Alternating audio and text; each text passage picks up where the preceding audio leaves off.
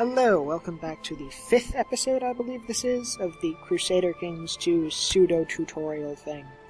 And the critical piece of information from the previous episode is that Brittany is allied with us through our wars that we were called into by the English. As a result of this, they cannot be called into the war we declare on Leinster, which we just did. And we are now calling in the Danes, because they might be useful to have. And we are just doing the pretty standard, gather all of the troops, and prepare to send them in to do the fighting.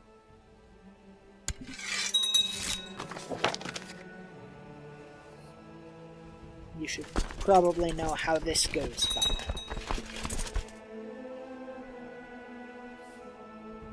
Waiting for all of the troops to gather together. Appointing a commander who is not us.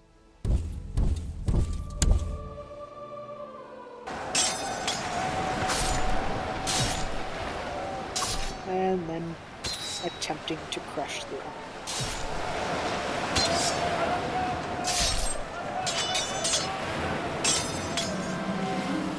One of our relatives is concerned that he's not married, and we can't really gain anything from this marriage, so we just pick someone relatively random. Ended up choosing some baroness and sending him away.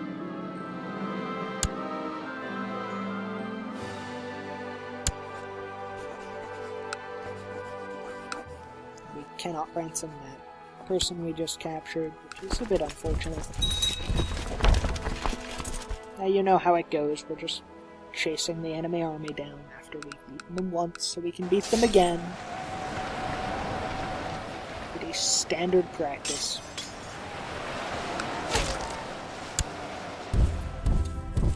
And once the siege begins, I think I'm going to cut and let you know if anything interesting happens in the meantime.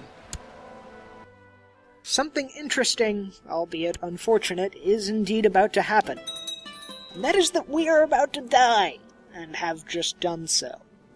As it turns out, getting measles when your character is rather old is a good recipe for death. So, now we have to take care of some various character educations that, since we're playing such a short game, really won't come into play too terribly much. So we just sort of go with the basic options. And we are called back into the wars by England.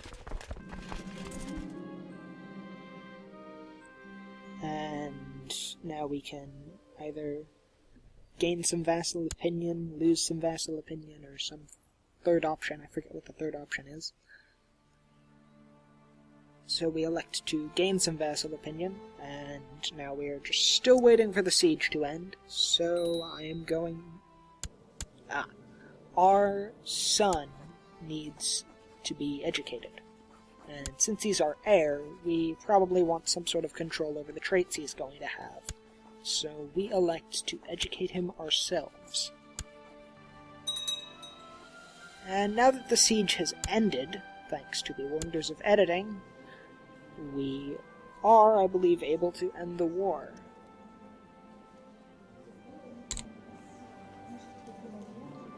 Not entirely sure why I just contemplated assassinating that guy. And we are ending the war, so we have gained the county of Leinster for ourselves, which is rather nice. And disbanding the levies. And once again, I will cut to a point where something interesting happens, because the intervening time is rather dull. In the interests of continuing our expansion, it would be advantageous for us to assassinate the Earl of Dublin, as we currently have a truce with him, and if we were to kill him, we wouldn't have a truce with his heir. Now I can gain my son the humble trait, which is pretty good because it gives us some bonus piety, so I try to do so, and it fails. And we don't appear to be able to gain any more plot power from sending gifts to people, so that's a bit unfortunate. So we'll just have to sort of try our luck and see how this plot goes.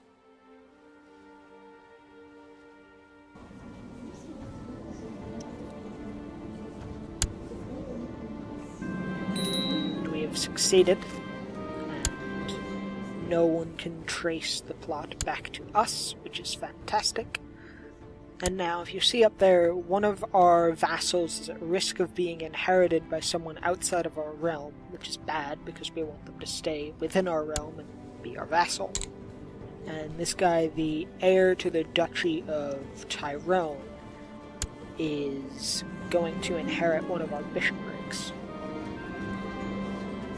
Trying to decide whether to give our son the zealous trait. I opt not to.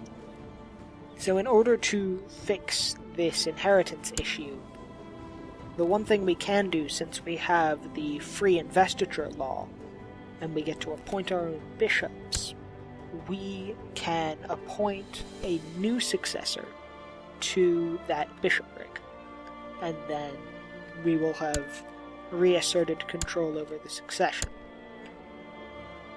So that is what I shall do, and then we shall see when something else interesting occurs. And this interesting thing just happens to be a claimant faction. They want to install my half-sister on the throne.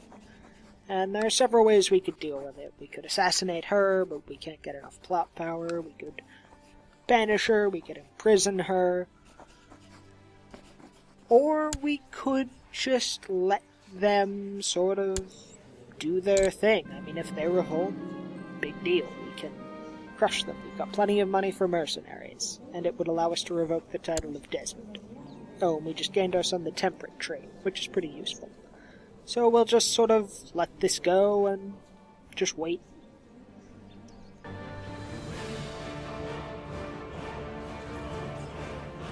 And now there's an entirely different clan faction. This time trying to install someone else on the throne. Him we're going to try to assassinate, just because we can. And we might actually be able to, which is a definite plus, having the ability to do so.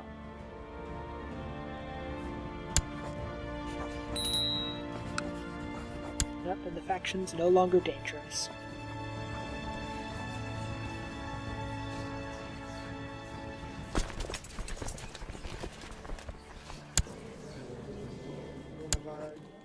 Relatives needs an education.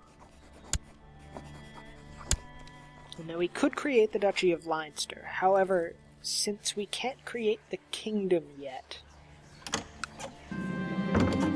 I'd rather not have two ducal titles, because if we were to die, which is granted unlikely but possible, then we would end up splitting into two independent realms, which is bad. And we have this event, and I am opting to gain some prestige for my marshal and not lose opinion with him, because not losing opinion with him is a good thing. And there's a marriage offer between... Oh, the marriage offer is now gone. Between the Prince of Scotland and one of my sisters, I believe it was. So we shall send that offer right back to them. Yes, my half-sister and the Prince of Scotland. So now we have gained ourselves yet another ally, which is rather nice. And I shall return when something else interesting happens. So, yes, see you in a second.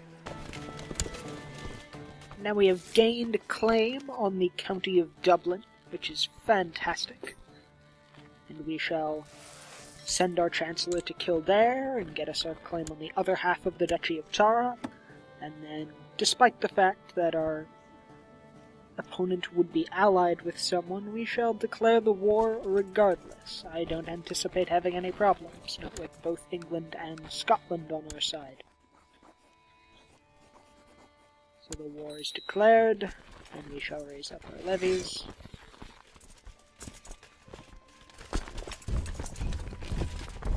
And then we shall call in the Scots.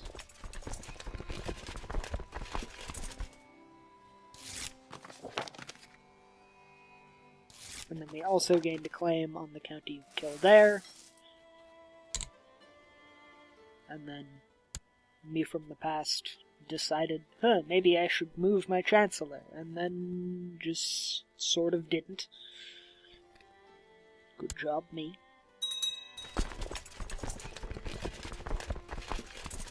So, pretty standard routine, gathering all of the troops, and then appointing a commander, and now the troops of the Count of Dublin are leaving, going to besiege Oriel, and meeting up with their ally. But I think we can just wait and let our allies deal with the enemy forces.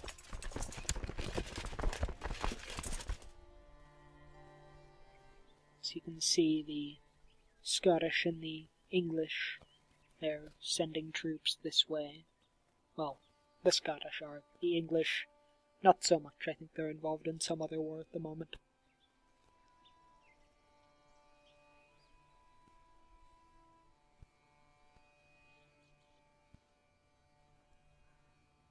And the battle is joined with our allies.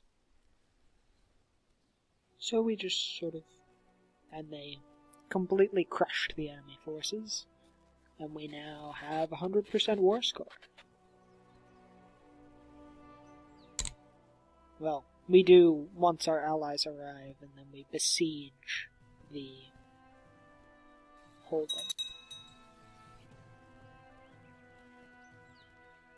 Now we have 100% war score. And now it's over.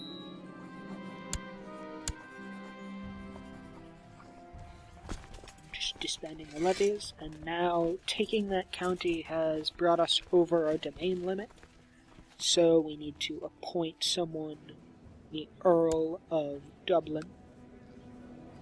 And ideally when you're appointing rulers, you want to go for high stewardship, because it means they make more money in taxes, and then they will pay you more money in taxes, which is always a good thing. So we grant him the title. And now we have enough territory to create the kingdom. We would have to create the Duchy of Ulster. Or the Duchy of Leinster, sorry. And then we could make the kingdom. However, we need 200 piety. And we don't have nearly that much. And at the rate we gain piety, it would take us a very long time to accumulate all of that piety. Thankfully, there is somewhat of a workaround for this. From the intrigue menu, you can buy indulgences. You can basically exchange money, send money to the church in exchange for piety. So we are going to abuse that system, and see, just like that. We pay them a lot of money, and we gain piety. So we're going to abuse this system to get enough piety to create the kingdom. And then once we've done so, I shall return. One thing that has occurred that is definitely worth noting is that our alliance with the English is gone. Just getting some more piety. But our alliance with the English is gone because the son of William the Conqueror, who we were allied to, is no longer the King of England. He has been replaced by the son of the former king whom William the Conqueror dethroned. And what I think is the cause of this is that post-war was being lost pretty terribly by the previous King of England, Robert. And as a result of that, there was likely a faction that demanded the installation of the current king, and the previous king had no choice but to give in, because he couldn't fight him off. So, worst Norman conquest ever. Which is... I mean, it's not too much of a loss. It was nice having England as an ally, but... we'll figure something out. Our heir is currently unmarried, so I'll see what I can do there. And you can also see that the former King of England, he still has a fair amount of territory. He's no longer King Robert, but Duke Robert.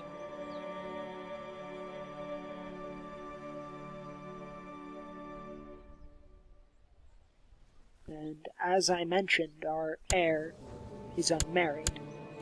So eventually I end up marrying him to one of the daughters of the King of France, figuring they might make a useful ally down the road, because France is very strong. And with that, I think this is a good place to end the episode, and I will see you in the next one.